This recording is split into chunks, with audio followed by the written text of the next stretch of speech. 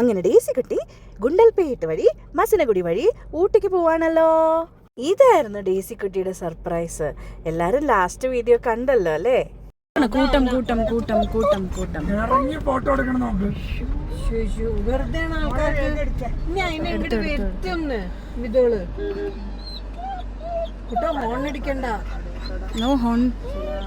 പിന്നെ നിർത്തി വെച്ചേക്കണമൊക്കെ എല്ലാം. അതുപോലെ എങ്ങനെ വരുത്തണം? എത്ര പേരൊക്കെ കണ്ടാലും മനസ്സിലാവില്ല. എന്താ ചെയ്യാ? എവിടെ പെട്ടാലും தெரியாத உங்களுக்கு.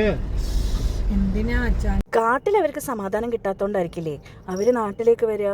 അവർ കണ്ടു കഴിഞ്ഞാൽ നമുക്ക് നമ്മുടെ വണ്ടിയിൽ പാസ് ചെയ്യുമ്പോൾ ഫോട്ടോ എടുക്കാം. പക്ഷെ ഇറങ്ങി നിന്ന് ഫോട്ടോ ഒക്കെ എടുക്കുന്നത് എന്ത് മോശാ.